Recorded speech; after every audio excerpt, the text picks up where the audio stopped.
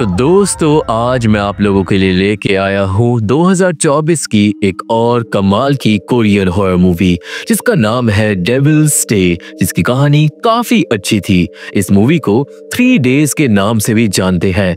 हम लोग देखेंगे एक ऐसी लड़की को जो मारी जाएगी पोजेशन के चलते, पर फिर भी डीमन उसके शरीर से नहीं निकलेगा। मूवी काफी मिस्टीरियस और इफेक्ट वाइज कमाल की थी, तो आप लोग वीडियो को पूरा लास्ट तक देखना। और अब सबसे पहले अगर आप लोग चैनल पे नए हो तो चैनल को सब्सक्राइब कर दो और वीडियो को लाइक करना तो बिल्कुल भी मत भूलना, क्योंकि ऐसे ही सपोर्ट की हमारे इस चैनल को जरूरत है ताकि हम जल्दी से जल्दी 1 लाख सब्सक्राइबर तक पहुंच सके। और अब हम बिना देर करते हुए चलते हैं सीधा डेविल्स स्टे मूवी की एक डरावनी डिमोनिक कहानी की तरफ। तो ये कहानी शुरू होती है एक प्रेयर के साथ और तभी हम देखते हैं एक दरवाजे को जिसके ऊपर एक पतंगे वाला निशान बना हुआ था और उस कमरे के अंदर सोमी नाम की एक टीनेजर लड़की का एग्जॉर्सिज्म चल रहा था। सोमी की माँ और उसका छोटा भाई बुरी तरीके से डरे हुए थे और हम लोग साथ ही में मिलते हैं सियोंग से, जो सोमी का पापा है और इस एग्जॉर्सिज्म को कर रहा था वान नाम का एक प्रीस्ट। ये एग्जॉर्सिज्म हद से ज्यादा इंटेंस था और जब सोमी के अंदर से डीमन उसके पापा को आवाज लगाता है तो सियोंग इमोशनल होकर बाहर से दरवाजा पीटने लगता है। जब दरवाजा नहीं खुलता तो वो दरवाजे को तोड़ने ही लगता है और पूरे घर में होने लगती है पैरानॉर्मल चीजें। एंड में जब फाइनली दरवाजा खुलता है तो वान सियोंग को बोलता है कि फाइनली एग्जॉर्सिज्म खत्म हुआ। वान का हाथ बुरी तरीके से घायल था पर अब सोमी ठीक लग रही थी बिस्तर पे। सियोंग अपनी बेटी को संभालता है जो नॉर्मल हो जाती है, पर थोड़ी ही देर बाद डीमन एक बार फिर से सोमी के शरीर पे कब्जा कर लेता है और एक ही झटके में सोमी के शरीर के अंदर से उसकी जान निकल जाती है और वो मारी जाती है। कमरे में किसी को समझ नहीं आता कि हुआ क्या और इवन वान के भी होश उड़ गए थे क्योंकि एग्जॉर्सिज्म सक्सेसफुल तरीके से करा गया था। सियोंग अपनी बेटी को जिंदा करने की कोशिश करता है पर अब कोई फायदा नहीं था। सीन यहाँ से थोड़ा पास्ट में जाता है जहाँ पे हम एक रात को सोमी और सियोंग को छत पे बैठकर देखते हैं जो टेलीस्कोप से सितारों को देख रहे थे। हमें पता चलता है कि सोमी हमेशा बीमार रहती थी और उसके पैर भी काम नहीं करते थे और जो सियोंग था वो क्योंकि एक बहुत बड़ा डॉक्टर था तो वो अपनी बेटी का फर्स्ट क्लास इलाज कर रहा था। सोमी को सितारों का बड़ा शौक था बट वो जानती थी कि वो ज्यादा जिंदा नहीं रह पाएगी, बट उसका पापा उसे प्रॉमिस करता था कि सोमी की उम्र सितारों से भी लंबी होगी। जिसके बाद सीन कट होकर आता है प्रेजेंट में और हम लोग देखते हैं सोमी की लाश को। मॉर्ग में एक डॉक्टर सियोंग को बताता है कि सोमी की मौत का रीजन था दिल का दौरा, जो इसलिए पड़ा क्योंकि 4 महीने पहले सोमी की हार्ट सर्जरी हुई थी। पर सियोंग तो ऑलरेडी अपनी बेटी की मरने से हिम्मत खो चुका था। और अब सीन जाता है सोमी के फ्यूनरल के पहले दिन पे। सोमी की माँ अपनी माँ से बात कर रही थी और उसे बता रही थी कि हुआ क्या, पर असल में इस फैमिली ने डिमोनिक पोजेशन वाली बात अभी किसी को नहीं बताई क्योंकि मौत का असली रीजन तो वो डीमन था। थोड़ी देर में फ्यूनरल का एक वर्कर आकर सियोंग को बोलता है कि सोमी को सिर्फ 1 दिन के फ्यूनरल की जरूरत है, पर यह बात फैमिली वालों को हजम नहीं होती क्योंकि सब लोग चाहते थे कि सोमी का 3 दिन वाला फ्यूनरल हो। देन सोमी की दादी आकर उस वर्कर की डांट लगाकर उसे वहां से भगा देती है और फैमिली सेटल होती है एक ट्रेडिशनल 3 दिन वाले फ्यूनरल पे, जिसमें 3 दिन तक लोग सोमी को गुड बाय बोल पाएंगे। वही मॉर्ग के पीछे एक कमरे में जहाँ पे लाशों को फ्रीजर में स्टोर करा जाता था, वो कमरा पूरी तरीके से भरा हुआ था और सोमी के लिए एक टूटा हुआ फ्रीजर ठीक करा जा रहा था। देन वहां पे बुलाया जाता है सियोंग को और मॉर्ग का एक वर्कर सियोंग को एक शॉकिंग न्यूज देता है। असल में दोस्तों सोमी का शरीर अभी भी गर्म था, जो कि नामुमकिन है। मरने के बाद सारे इंसानों के शरीर अकड़ जाते हैं, पर सोमी के सीधे हाथ के अलावा पूरा शरीर एकदम मुलायम था। सोमी ने मुट्ठी बना रखी थी सीधे हाथ में और जब सियोंग जाकर अपने बेटी के हाथ को पकड़कर उसे गर्म करता है तो मुट्ठी खुल जाती है, जिसमें सियोंग को मिलता है एक ब्रेसलेट जो उसने अपनी बेटी को गिफ्ट करा था। ब्रेसलेट को सियोंग सोमी के हाथ में ही बांध देता है एंड देन वो रात को जाता है अपने हॉस्पिटल जहां पे बाकी डॉक्टर्स बात कर रहे थे सोमी के बारे में ही, जिससे हमें पता चलता है कि असल में 4 महीने पहले सोमी का ऑपरेशन खुद सियोंग ने ही करा था और वो ऑपरेशन बिल्कुल परफेक्ट था, पर ऑपरेशन के बाद से ही सोमी के साथ डिमोनिक चीजें शुरू हो गई थी, जिसका रीजन आज भी सियोंग नहीं जानता और ये बात उसे बहुत सता रही थी। वो अपने ऑपरेशन वाले दिन को बार बार याद कर रहा था और सोच रहा था कि आखिरकार उसने क्या गलती करी। अब यहाँ से सीन जाता है वान पे, जो सोमी के बारे में ही सोचता सोचता अपने हाथ के घाव पे पट्टी बांध रहा था। वो दिन आराम से बैठ के पोजेशन की रिकॉर्डिंग्स देखना स्टार्ट करता है ताकि पता चल सके कि सोमी की मौत कैसे हुई। और दोस्तों, वो एग्जॉर्सिज्म काफी ज्यादा स्ट्रॉन्ग था। सोमी हवा में भी उड़ रही थी और वान उस डीमन को भगाने के लिए बहुत सारे स्पेल्स कर रहा था। देन वीडियो को देखते ही देखते वान के पीछे से एक फोटो नीचे गिर जाती है जो बहुत पुरानी थी, पर एक फ्लैशबैक से हमें पता चलता है कि वान ने पास्ट में भी करा था एक एग्जॉर्सिज्म जो फेल हो गया था। और जिस लड़के का एग्जॉर्सिज्म करा था वो था वान का जुड़वा भाई। तभी वान को सोमी की वीडियो के अंदर सुनाई देता है एक नाम जो था बलील। दोस्तों, बलील नरक का एक बहुत खतरनाक डीमन है जो सोमी को मारकर अपने साथ ले गया था। और ये नाम पता चलते ही वान समझ जाता है कि डीमन सोमी के शरीर से निकल चुका है, पर तभी वान को फील होने लगता है कि उसे कोई देख रहा है। अब सीन वापस जाता है फ्यूनरल पे, जहाँ पे पहले दिन के ट्रेडिशन के बाद रात का खाना चल रहा था और सब लोग बातें बना रहे थे कि सोमी के साथ क्या हुआ, क्योंकि कहीं ना कहीं पूरे खानदान को शक था कि सोमी पोजेस थी। असल में एक दिन सोमी ने अपने कजन को धक्का देकर उसका हाथ तोड़ दिया था और एक और दिन वो पागल हो गई थी और उसने अपनी माँ को डुबाकर मारने की कोशिश करी थी, पर एंड टाइम पे सियोंग ने आकर उसे रोक लिया था। उस दिन सोमी चिल्ला चिल्ला कर बोलने लगी थी कि वो सबको मार डालेगी, पर जब सोमी को होश आया था तो उसे कुछ भी याद नहीं था कि उसके साथ क्या हुआ। खैर, अब डिनर के वक्त सोमी की एक कजन के गले में कुछ फंस जाता है और तभी सियोंग को दिखाई देता है छत से गिरता हुआ खून, जिससे उसके होश उड़ जाते हैं। देन सोमी की कजन गिरकर कांपने लगती है और उसके मुंह से निकलने लगता है झाग। ये देखते ही सियोंग जाता है और वो उस लड़की की हेल्प कर उसके गले में से बाहर निकालता है अटकी हुई चीजों को, जिसे देखकर सब लोग चौंक जाते हैं क्योंकि लड़की के अंदर से निकलते हैं बहुत सारे काले बाल। फ्यूनरल का पहला दिन फिर खत्म हो जाता है और सोमी की लाश को एक वर्कर ले जाकर रख देता है फ्रीजर में, पर जल्दी ही फ्रीजर के अंदर से आने लगती है दम दम की आवाज, जिससे वर्कर की रूह कांप जाती है। एंड देन फ्रीजर अपने आप खुल जाता है और लाश बाहर स्लाइड कर निकल जाती है। वर्कर जाकर लाश को वापस अंदर रखने की कोशिश करता है डरते डरते, पर तभी सोमी की लाश चिल्ला पड़ती है और वर्कर चिल्लाकर अपनी जान बचाकर भागता है। अब देर रात को फैमिली के इंपॉर्टेंट लोग फ्यूनरल होम में ही रुके हुए थे और सियोंग श्राइन के पास ही बैठा हुआ था कि तभी उसके पास आ जाती है सोमी। सोमी कांप रही थी तो सियोंग उठकर उसके पास जाने लगता है जैकेट लेकर, पर सोमी अपने पापा से दूर जाती रहती है। दोनों ही पहुंच जाते हैं हॉलवे में, जहां पर अचानक सोमी के दिल में से काला लिक्विड निकलने लगता है और सोमी की स्किन ग्रे हो जाती है, जिसके बाद वो चिल्लाती है और सियोंग का चश्मा टूट जाता है और वो जाग जाता है। मतलब ये बस एक सपना था। हालांकि जागने के बाद सियोंग देखता है कि उसका चश्मा सच में टूट गया है, मतलब इस फ्यूनरल में कुछ तो डिमोनिक हो रहा था। सियोंग उठकर अब उसी रास्ते पे जाता है जहाँ पे वो सपने में था और उसे अपने आसपास कुछ स्ट्रेंज फील होता है। सियोंग देन पहुंचता है मॉर्ग के अंदर, जहाँ पे एक दूसरा वर्कर सोमी की लाश को वापस डाल रहा था फ्रीजर में। वर्कर सियोंग को देखकर डर जाता है, पर वो बताता है कि सोमी की लाश के साथ कुछ गड़बड़ है क्योंकि ये अपने आप बार बार फ्रीजर से बाहर निकल रही थी। ये सुनकर सियोंग को वर्कर पे गुस्सा आ जाता है और वो वर्कर को वहां से निकाल देता है और खुद अपनी बेटी की लाश को फ्रीजर में बंद करता है। पर पीछे मुड़ते ही सोमी की लाश एक बार फिर से फ्रीजर से बाहर निकल जाती है और लाश ऑलमोस्ट गिर ही जाती, पर सियोंग उसे बचा लेता है। और दोस्तों, क्योंकि सोमी का शरीर अभी भी गर्म था तो सियोंग को लगता है कि शायद सोमी फ्रीजर में नहीं रहना चाहती और इसलिए सियोंग अपनी बेटी के साथ पूरी रात मॉर्ग में ही सोता रहता है। जिसके बाद शुरू होता है दूसरा दिन और दिन की शुरुआत में ही सोमी की लाश की आंखें खुल जाती हैं। अब आगे हम देखते हैं एक बड़े प्रीस्ट को, जिसे गुस्सा आ रहा था वान पे, क्योंकि वान बहुत यंग लड़का है, पर पता नहीं कैसे वान एग्जॉर्सिज्म जैसे काम करने की हिम्मत ले आता है, क्योंकि असल में वान एक प्रीस्ट था, ना कि एग्जॉर्सिस्ट। पर इस बात का जवाब था वान के पास्ट के इंसिडेंट में, जब अपने जुड़वा भाई को उस डीमन से बचाने की कोशिश करते वक्त उसने अपने जुड़वा भाई को खो दिया था और इसलिए ही अब वान डिमोनिक पोजेशन वाले लोगों की मदद कर उन्हें बचाना चाहता है।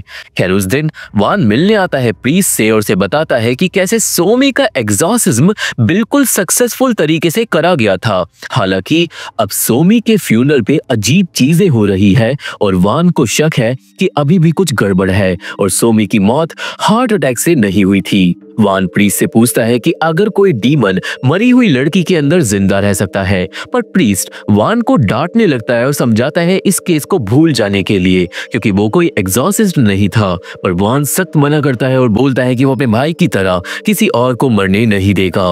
वहीं दूसरी तरफ सोमी के शरीर को फैमिली मेंबर्स के सामने प्रेजेंट करा जाता है एकदम खुलकर, जहां पर सब लोग सोमी के एकदम पास जाकर उसे गुड बाय बोल सकेंगे। सब लोग सोमी के लिए रोने लगते हैं, उसे गुड बाय विशेस देते हैं, पर कमरे के बाहर अचानक सियोंग को सुनाई देती है अपनी बेटी की आवाज। एंड देन एक पल के लिए सोमी अपनी आंखें खोल लेती है और ये देख लेता है सियोंग। सियोंग तुरंत भाग कर जाता है अपनी बेटी के पास, से लगने लगता है कि शायद उसकी बेटी अभी भी जिंदा है, जिसके बाद सोमी की आंखों से आंसू भी निकलने लगते हैं।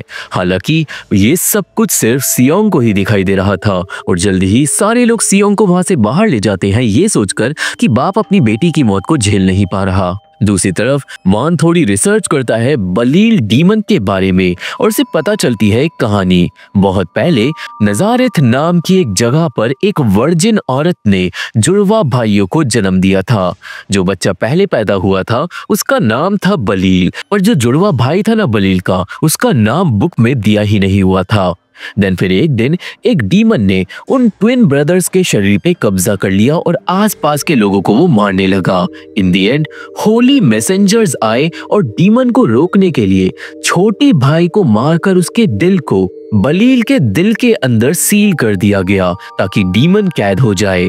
तो कहने का मतलब बलील जो अब डीमन है, उस डीमन के दिल के अंदर ऑलरेडी एक और डीमन कैद है जो उसके छोटे भाई का है। और शायद इसलिए ही सोमी के फ्यूडल में वो सब डिमोनिक चीजें हो रही है, क्योंकि देखा जाए तो सोमी के शरीर से बलील तो निकल गया था एग्जॉर्सिज्म के बाद, बट जो उसका छोटा भाई था वो अभी भी सोमी के दिल के अंदर मौजूद है। वहीं फ्यूनरल हाउस में सोमी का भाई अपनी बहन की लाश को देख रहा था कि तभी लाश हिलती है और सोमी के मुंह में से निकलता है एक बहुत बड़ा पतंगा जो उसके चेहरे पे आकर बैठ जाता है। और दोस्तों ये पतंगा असल में बलील डीमन के छोटे भाई से रिलेटेड था, जो ऑब्वियसली सोमी के दिल के अंदर है। कहने का मतलब एग्जॉर्सिज्म के बाद जो डीमन अब सोमी के अंदर है वो छोटे भाई का है, बलील का नहीं है। और शायद उसी की वजह से सोमी को दिल का दौरा उठा था और वो मारी गई थी।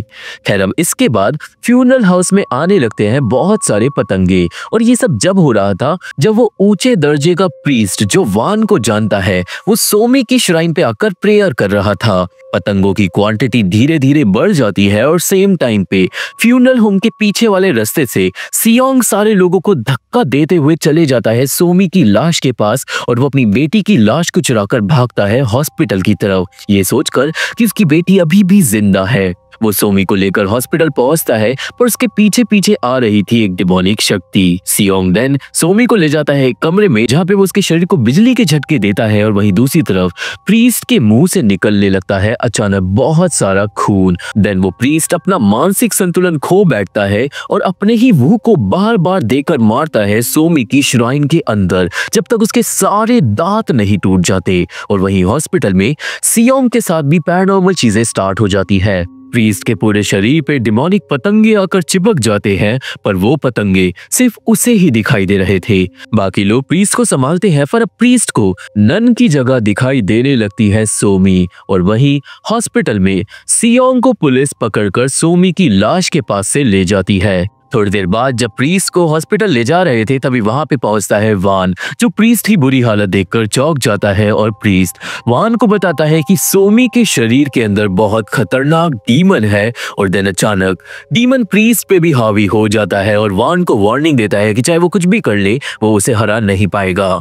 अब फ्यूनरल होम में पुलिस सियोंग को वापस लेकर पहुंचती है और उसकी बीवी को बोला जाता है कि अपने पति को संभाल के रखा जाए। सियोंग अभी भी बहुत ज्यादा पागलों की तरह बिहेव कर रहा था, पर उसकी बीवी उसे शांत करवाती है और समझाती है कि उनकी बेटी मर चुकी है जो वापस नहीं आएगी। जिसके बाद फाइनली सियोंग को होश आता है। वही सोमी की लाश को वापस मॉर्ग के फ्रीजर में डालने की तैयारी हो गई थी, पर इससे पहले वर्कर ऐसा कर पाता वहां आ जाता है वान। ऑब्वियसली वान को देखकर वर्कर उसे बोलता है वहां से बाहर जाने के लिए चाहिए, पर वान वर्कर को मना करता है, जिसके बाद वर्कर चले जाता है मदद लेने। इतने में ही वान सोमी की लाश पे डालता है होली वाटर, पर इससे पहले वान कुछ भी कर पाता, वर्कर सियोंग को लेकर वापस आ जाता है। और जब सियोंग देखता है उस आदमी को जिसकी वजह से उसकी बेटी मारी गई, उसे आ जाता है गुस्सा और वो वान को पीटने लगता है। अब लड़ाई चल रही थी कि तभी सोमी की लाश में होने लगती है हलचल और सबके होश उड़ जाते हैं, क्योंकि अब उसके दिल के अंदर से निकल रहा था काला पानी और सोमी की नसें भी काली पड़ने लगती है। ये देखकर वान समझाता है कि सोमी की लाश होली वाटर से रिएक्ट कर रही है और उसका मतलब डीमन अभी भी उसके शरीर में है। हमें यहाँ पर यह भी पता चलता है कि 4 महीने पहले जो दिल की सर्जरी सोमी पे करी गई थी वो असल में एक हार्ट ट्रांसप्लांट था। मतलब किसी और इंसान का दिल सोमी के अंदर लगाया गया था और शायद उसी दिल के अंदर मौजूद थी वो डिमोनिक एंटिटी जिसने सोमी पे अब कब्जा कर लिया है। और प्रीस्ट के हिसाब से उन्हें पता लगाना होगा उस इंसान के बारे में जिसका दिल सोमी के अंदर है। इतना ही नहीं, जो डीमन दिल के अंदर है ना, वो 3 दिन बाद दिल से बाहर निकल जाएगा और सोमी के शरीर पे कब्जा कर लेगा। कहने का मतलब सोमी जिंदा हो जाएगी, पर वो फिर सोमी नहीं रहेगी, वो बदल जाएगी डीमन में। प्रीज बोलता है कि डीमन दिल से बाहर ना निकले, इसलिए हमें सोमी के शरीर को जलाना होगा। और ये बात सुनकर सोमी की माँ का दिल टूट जाता है और सियोंग को भी अपनी बेटी की फ्लैशबैक्स आने लगती है, जिसके बाद वो फैसला करता है कि नहीं, वो अपनी बेटी को नहीं जलाएगा और वो उसे एक प्रॉपर फ्यूनरल देगा और वो अब इस ढोंगी प्रीस्ट की बातों में भी नहीं आएगा जिसकी वजह से उसकी बेटी मारी गई। अब सियोंग वहां से निकलता है, पर वो पास्ट की बातें सोचता रहता है, जिससे हमें कुछ और चीजें सोमी के ऑपरेशन के बारे में पता चलती है। असल में दोस्तों, सोमी के अंदर जो दिल गया था ना, वो एक इल्लीगल जगह से आया था और ये बात सियोंग को पास्ट में पता चल गई थी कि हॉस्पिटल वाले इल्लीगल तरीके से ऑर्गन की ट्रैफिकिंग करते हैं, तो उसने एक इंचार्ज को पकड़कर बहुत मारा भी था। बट इन दी एंड सियोंग मान गया था अपनी बेटी के अंदर इल्लीगल दिल लगाने के लिए, क्योंकि तभी उसकी बेटी जिंदा रह सकती थी। खैर बाद सियोंग वापस जाता है हॉस्पिटल और वो एक और बार फिर से उस इंचार्ज को पकड़कर कूटने लगता है और उससे पूछता है कि आखिर सोमी के अंदर का दिल किसका है। फाइनली सियोंग को पता चलता है कि वो दिल था एक रशियन लड़की का जो आग में जलकर मारी गई थी। दिल को बेचने वाली थी उस लड़की की माँ, और अगर उस रशियन लड़की के बारे में कोई कुछ जानता है तो वो उसकी माँ होगी। देन सियोंग एक्ट्रेस वगैरह भी निकलवा लेता है और जाता है सीधा उस रशियन लड़की की माँ को ढूंढने। वो एड्रेस पे जब पहुंचता है तो वो जगह अजीब थी और रशियन लोगों से भरी हुई थी। सियोंग थोड़ा इधर उधर इन्वेस्टिगेट करता है, पर जल्दी ही गार्ड लोग आ जाते हैं और वो सियोंग को वहां से जाने को बोलते हैं। पर जब सियोंग नहीं मानता तो गार्ड सियोंग को मार मार कर उसे बेहोश कर देते हैं। और वहीं दूसरी तरफ सोमी की माँ आज रात को अपनी बेटी की श्राइन पे प्रेयर्स कर रही थी कि तभी एक पतंगा आता है और वो सोमी की माँ के हाथ पे मारकर उसकी माला तोड़ देता है, जो कि अपशगुन था। अब थोड़ी देर बाद आता है सियोंग को होश और वो खुद को पाता है उन रशियन लोगों के एक पिंजरे में बंद, जिन्होंने उसके हाथ पैरों को बांध दिया था। और वहां पर थी एक बूढ़ी औरत जो बताना स्टार्ट करती है एक कहानी, जिससे हमें फाइनली पता चलेगा कि वो डीमन आया कहां से। असल में दोस्तों, ये बूढ़ी औरत थी एक कल्ट की मालकिन जिसने अपनी बेटी के शरीर को ही डीमन को दान दे दिया था। वो डीमन था बलील और उसका बिना नाम वाला भाई। एक बड़ी सेरेमनी हुई थी जिसमें इस औरत की बेटी के दिल के अंदर उस डीमन को भेज दिया गया था। और असल में ओरिजिनल प्लान ये था कि 3 दिन बाद वो डीमन इस औरत की बेटी के शरीर से बाहर निकलने वाला था, जिसके बाद वो दुनिया पे राज कर पाता। पर रशिया के एक चर्च ने इस कल्ट को ढूंढ लिया था और चर्च वालों ने बिल्डिंग में आग लगा दी थी। पर इससे पहले उसकी बेटी जल पाती, बूढ़ी औरत ने अपनी बेटी को मारकर उसका दिल हार्वेस्ट करने का प्लान किया था। अब इस कहानी के बीच में ही उस रशियन अड्डे के बाहर पहुंच जाता है वान, जो सियोंग की गाड़ी वहां पर देख लेता है। वान अंदर आकर लोगों से बात करना स्टार्ट करता है, पर जल्दी ही इस कल्ट के लोगों के शरीर पे उसे दिख जाते हैं पतंगे वाले टैटूज, जिससे वान समझ जाता है कल्ट की सच्चाई। देन गार्ड लोग वान पे हमला कर देते हैं और हो जाती है लड़ाई। और वही सियोंग को पिंजरे में समझ आने लगता है कि इस बूढ़ी औरत ने आखिर करा क्या था। देन कल्ट की लीडर सियोंग के पास आती है चाकू लेकर, उससे बताती है कि वो अपनी बेटी को लेकर गई थी हॉस्पिटल जहां पे सियोंग करता था काम। वहां पे लीडर ने एक डॉक्टर को बहुत सारे पैसे दिए थे अपनी बेटी का दिल हार्वेस्ट कर कर एक नए पेशेंट में लगाने के लिए। और ऑब्वियसली वो पेशेंट बन गई थी सोमी, और इस तरीके से डीमन उसके अंदर चले गया। अब सियोंग लीडर से डीमन को भगाने का तरीका पूछता है, पर फिर लीडर आ जाती है पिंजरे के अंदर और वो सियोंग को समझाती है कि 3 दिन पूरे होते ही उसकी बेटी जिंदा हो जाएगी, पर उसके साथ साथ जाग जाएगा डीमन, जिसे रोकने का कोई भी तरीका नहीं है। देन कल्ट लीडर सियोंग को मारने के लिए आगे बढ़ती है, पर एंड टाइम पे वहां पे आ जाता है वान, जिसने गार्ड्स को हरा दिया था और वो पढ़ने लगता है प्रेयर्स, जिसे डेमोनिक कल्ट वाली के हाथ से चाकू छूट जाता है। एंड देन होली शक्तियां आकर लीडर को पिंजरे के अंदर से मार मार कर बाहर निकाल देती है।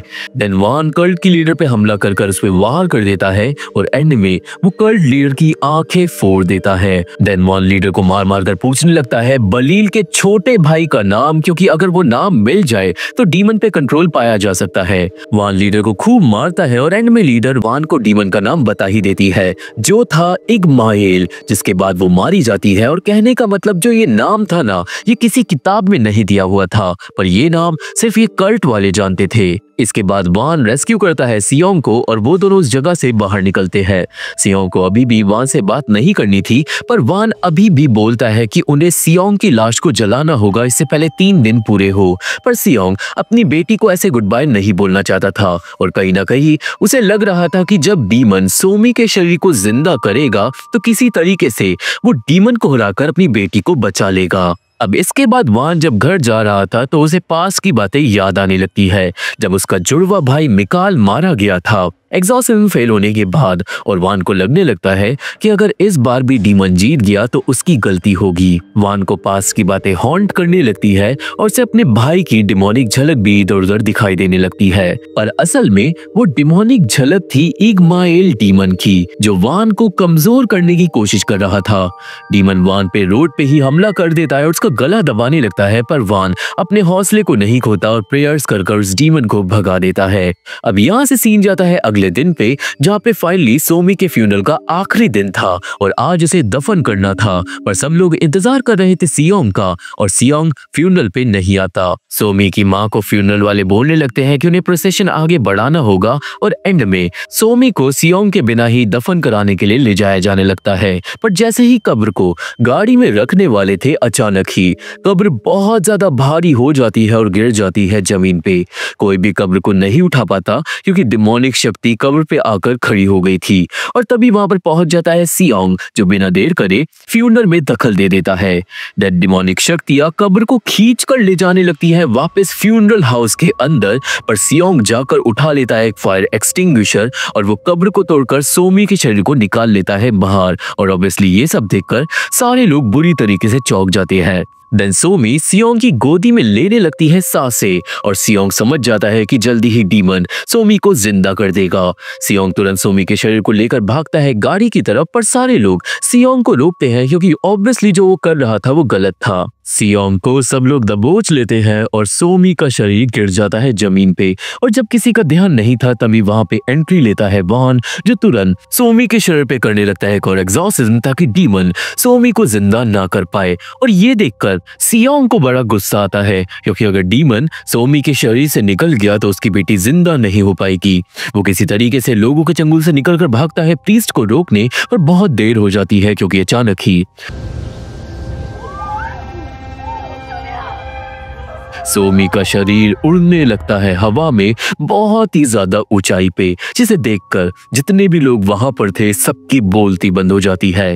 डिमोनिक शक्ति देन शरीर को गिरा देती है, पर सियोंग जाकर अपनी बेटी को कैच करता है। हालांकि गिरने से पहले ही सोमी का शरीर हो जाता है गायब और किसी को कुछ समझ नहीं आता कि वहां पे अभी क्या हुआ। अब तुरंत सियोंग भागता है फ्यूनरल हाउस के अंदर अपनी बेटी को ढूंढने, और काफी देर ढूंढने पे सियोंग को एक हॉलवे में मिलते हैं बहुत सारे पतंगे, जिसके बाद वो पहुंच जाता है फ्रीजर वाले कमरे के पीछे वाले कमरे में जहां पर बहुत सारे पाइप्स थे। वो अपनी बेटी को आवाज मारने लगता है, जिसके बाद धीरे धीरे कमरे में धुआं बढ़ने लगता है और उसी धुएं के अंदर से आती है बाहर सोमी, जो अपने पापा को बोलती है कि उसने जो उसे वादा करा था दिल के ऑपरेशन को सक्सेसफुल तरीके से करने का, वो वादा उसने नहीं निभाया और इसलिए ही वो मारी गई दिल के दौरे की वजह से। ये बात सुनकर ऑब्वियसली सियोंग का दिमाग हिलने लगता है एंड देन सोमी फिर से गायब हो जाती है।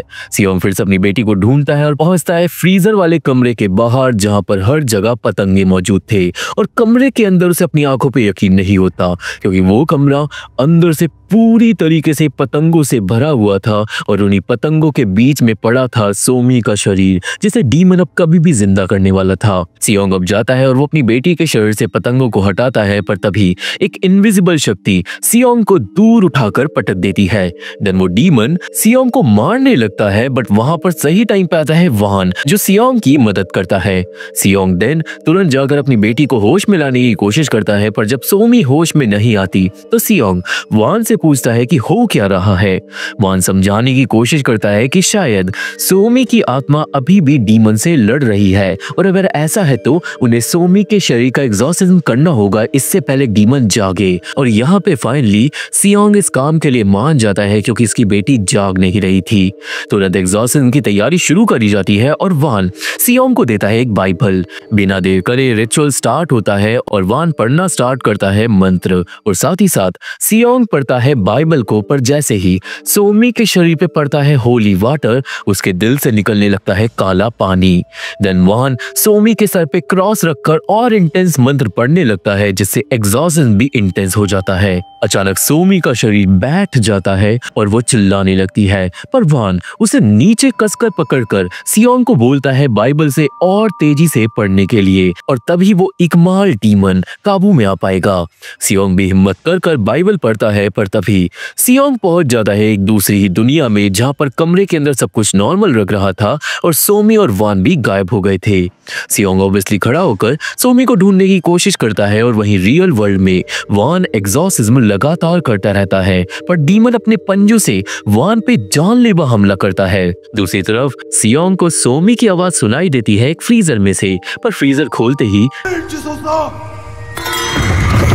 डीमन सोमी के रूप में सियोंग पे हमला कर देता है और सियोंग पहुंच जाता है एक विजन के अंदर, जिसमें वो खुद को पाता है एक ऑपरेशन टेबल पे लेटा हुआ और उसके फैमिली मेंबर्स उसका बुरी तरीके से ऑपरेशन कर रहे थे, जिससे सियोंग दर्द के मारे चिल्लाकर वापस नॉर्मल दुनिया में पहुंच जाता है, जहां पे उसकी बेटी का एग्जॉर्सिज्म हद से ज्यादा इंटेंस हो चुका था। उस एग्जॉर्सिज्म को देखकर अब सियोंग को लगने लगता है कि प्रीस्ट वान उसकी बेटी को मार रहा है, जबकि ऐसा था नहीं, वो बस डीमन की चाल थी। और इसलिए अपनी बेटी को बचाने के लिए सियोंग एक सर्जिकल नाइफ से हमला कर देता है वान पे।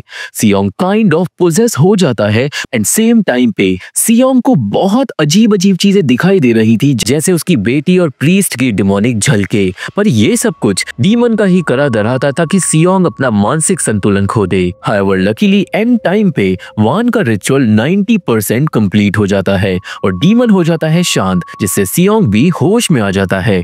वान देन बताता है कि अब आखिरी काम बचा है, जिसमें हमें उस डीमन का नाम लेना होगा और उसे सोमी के शरीर से बाहर बुलाना होगा, और ये काम ज्यादा बड़ा नहीं था। देन दोनों लोग एग्जॉर्सिज्म की आखिरी स्टेज शुरू करते हैं और इगमाइल डीमन को बाहर निकलने को बोलते हैं, पर तभी डीमन कब्जा कर लेता है सोमी के शरीर पे पूरी तरीके से और वो प्रीस्ट को मारकर हवा में उड़ा देता है। प्रीस्ट गिरकर हो जाता है बेहोश और इसका मतलब एग्जॉर्सिज्म हो गया फेल, जिसके बाद सियोंग को कुछ समझ नहीं आता कि वो क्या करे।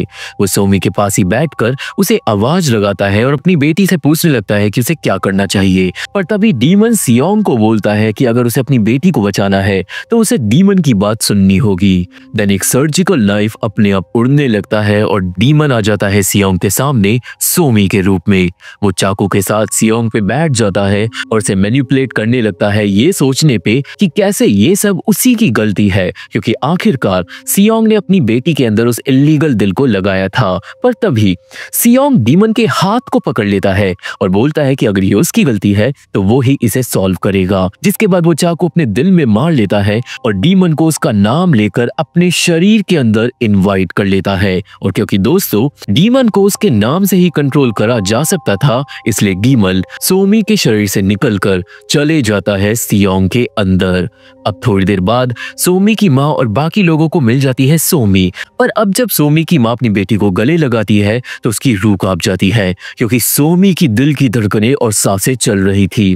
तुरंत सोमी को ले जाया जाता है हॉस्पिटल, जहाँ पे डॉक्टर आकर बताता है कि ये एक चमत्कार है। जो लड़की 3 दिन से मरी हुई थी वो अब जिंदा है और शायद जल्दी ही ठीक हो जाएगी। और ये बात सुनकर सोमी की फैमिली बड़ी खुश होती है। वही प्रीस्ट वान को भी हॉस्पिटल लेकर आया जाता है, पर वान को जैसे ही होश आता है वो उठकर जाने लगता है सियोंग को ढूंढने, जिसके अंदर था अब डीमन।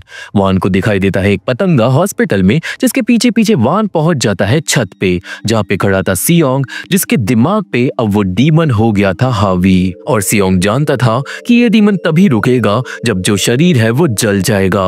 अब यहाँ पे वान आकर सियोंग को रोकता है कुछ भी उल्टा सीधा करने से, पर सियोंग वान को कुछ भी बिना बोले छत से नीचे गिर जाता है गाड़ी के ऊपर। गाड़ी का तेल लीक होने लगता है, पर डीमन ने सियोंग को अभी भी मरने नहीं दिया था। जिसके बाद सियोंग निकालता है एक लाइटर और वो गाड़ी में आग लगाकर उस डीमन को अपने साथ भस्म कर लेता है। जिसके बाद ही वो डीमन चले जाता है नरक में। गाड़ी में ब्लास्ट होता है और सेम टाइम पे सोमी को आ जाता है होश। मतलब सियोंग ने फाइनली अपनी बेटी को बचा लिया।